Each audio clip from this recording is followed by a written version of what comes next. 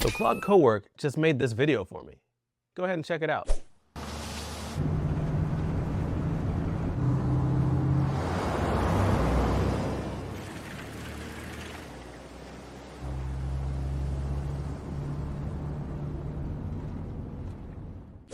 All right, so here's the thing. Claude Co-Work completely changed the way that a lot of us are creating with AI. But when it comes to AI video and filmmaking, there is still one big massive problem.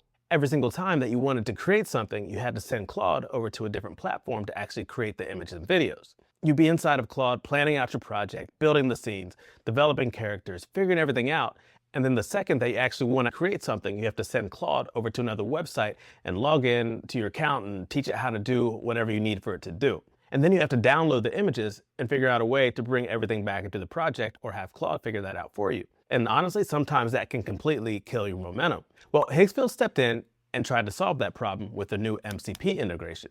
Because now, if you don't want to, you don't actually have to leave Claude Co-Work to generate images and videos for your projects anymore. This is one of the more interesting shifts that I've seen in AI video and filmmaking workflows in a while. So if you're new here, I'm Khalil from AI for Real Life, and over the past couple of years, I've been deep in the AI video and filmmaking space, testing tools, building workflows, breaking workflows, rebuilding them, and trying to figure out what actually holds up when you're using these tools inside of real creative projects.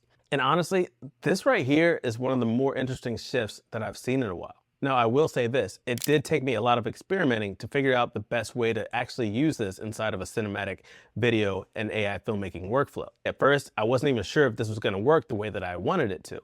But after a whole bunch of testing, I think I figured it out. So let's go ahead and dive in. All right, so before we jump into the MCP itself, I want to mention something really quick. In one of my other videos, I actually dove into how to use Claude Co-Work to create images and videos for your projects and kind of build out these AI filmmaking workflows. So if you haven't checked out that video yet, definitely go back and check it out after this one. And also, I built a small starter course around that workflow that's available inside my Skool community. Because I think this whole agentic workflow direction is where a lot of things are going, especially in the AI video and filmmaking space. But now, Higgsfield, stepping into the MCP, takes this a step further. But before we even jump into the MCP itself, I want to explain why this actually matters. And that's because honestly, the problem isn't necessarily that these tools are bad anymore. They're actually getting really good.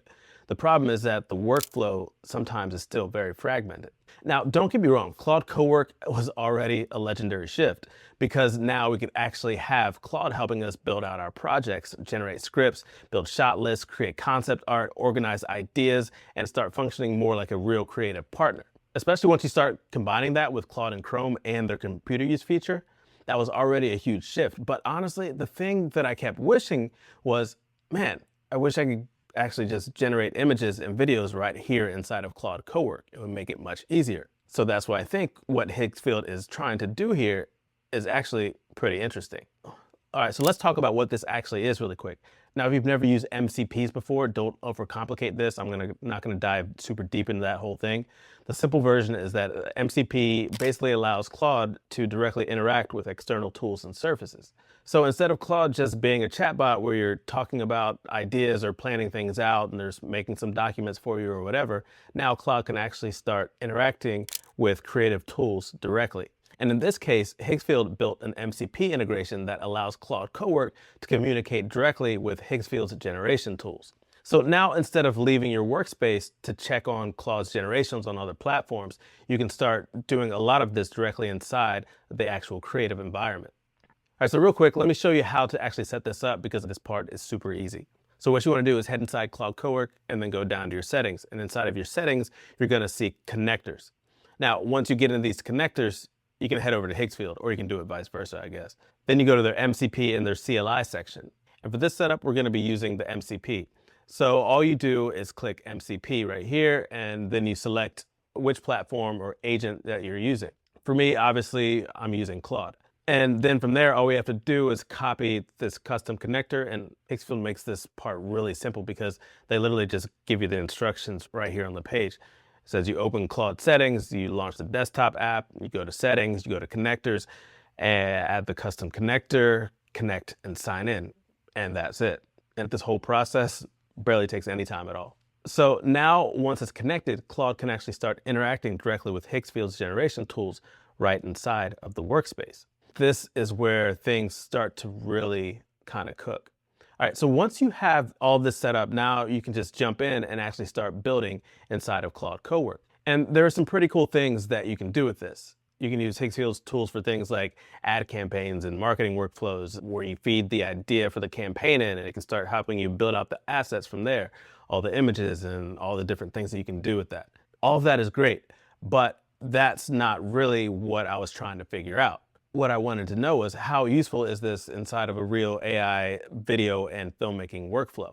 And is it actually better than just sending Claude out to go through Chrome to make these assets for me on whatever platform you want to use? So I dove in to see how useful it actually is. And there are a couple things that you should take note of. First, it has access to Cinema Studio and a lot of the major models like Seedance and Kling 3.0. And a really cool one is their marketing studio, which I'll tell you about that later and how I think this could actually fit into a filmmaker's workflow. But plus there's a bunch of image models and honestly tons of stuff that's available through the MCP. So all of that is really useful, but here's the thing that I ran into. And let me know in the comments if I'm wrong about this, because this is just what I found out from testing so far. From what I can tell, it cannot create your elements for you directly through the MCP yet. And for me, that's a pretty big part of how I use Kling and Seedance for AI video and filmmaking. And by elements, I mean where you can build out your character and then you can name your character and then reference that every time and it stays really consistent. But to be clear, the MCP does have access to Higgsfield Soul 2 character training, and this is where you can put in a bunch of images of your character and train your character, like 5 to 20 images. And that's a way to build consistency. And that's cool, but that's not the model that I typically use. But with elements, you can actually take just a couple of strong reference images and lock in a character pretty well. It's come a long way. And that's what I use for tools like Seedance and Kling 3.0. All right, so what I figured out was this, and it actually took me going down a whole rabbit hole of trying to figure out a couple of things to come up with this. So what I ended up doing was I had Claude go into my Higgsfield account and scrape all of my characters and build out a document that had all of my element references so that it had access to them. At first, I thought this was going to solve the problem, because technically Claude now knew what my characters were and who my characters were and what their tags were. But when it actually started building out the prompts, for whatever reason, the MCP still wasn't properly binding or tagging the elements themselves. It was writing the tags correctly inside the text prompt, but it wasn't actually pulling the elements through the MCP workflow or whatever happens behind the scenes there. So all my characters and visuals, their looks were coming out wrong. So it didn't work. And that's a pretty big issue for cinematic consistency. So at this point, I basically had to go back to the drawing board. Now, again, I think this is something that they'll probably fix, because it feels more like an MCP limitation right now than a workflow limitation. I'm sure that they're going to add that in there. But I did want to mention that, because if you're expecting fully automated element management for like cinematic storytelling right now, at least from my testing, it wasn't quite there yet. But please let me know if it is available, because I'd love to use it. But honestly, I really wanted to figure this out. So I dove back in and went into the next round of testing. And that's where things started to get interesting, because without the tagging system fully working the way I wanted it to, I was mostly limited to using either the sole characters that they had already baked into Higgsfield, which I didn't really want to do. But after digging deeper, I not only found a few ways that this could actually be useful in an AI video and filmmaking workflow, but I also found one pretty big hack, and it kind of blew my mind a little bit.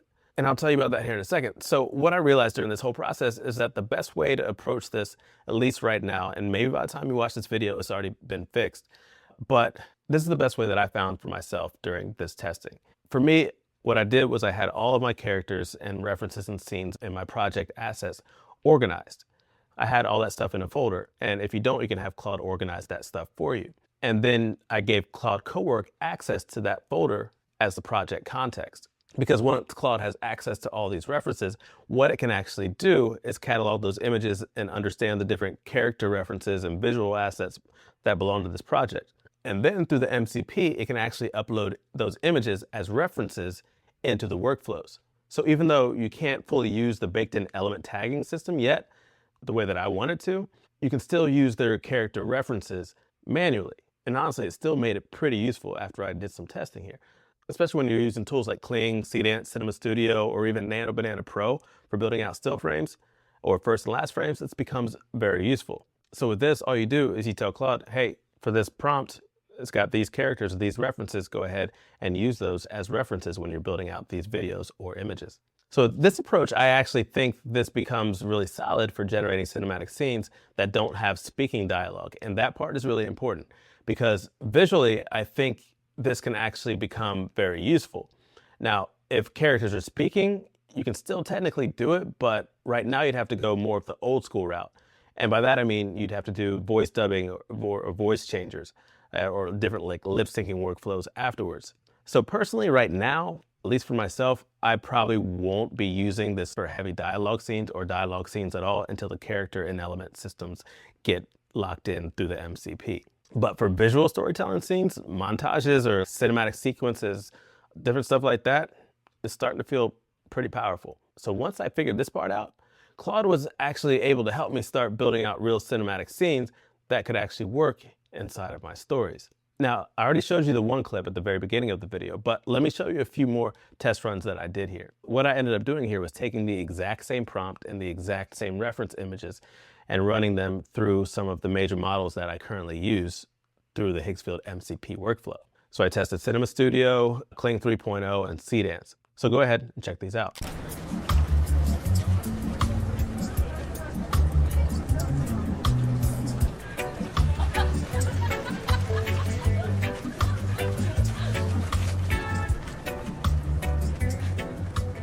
So definitely let me know down in the comments which one you think actually handled the prompt and the references best. Okay, now it's time to talk about that little hack that I had mentioned earlier. And honestly, this part kind of surprised me. So what I ended up doing is I started experimenting with Higgsfield Marketing Studio, and especially the TV spot workflow, because the whole UGC thing, it didn't really work for what I was trying to do right here and for my films or whatever. But the TV spot was a little bit different. And I had actually tested this whole TV spot workflow on the intro clips that I did at the very beginning of this, and they turned out really well.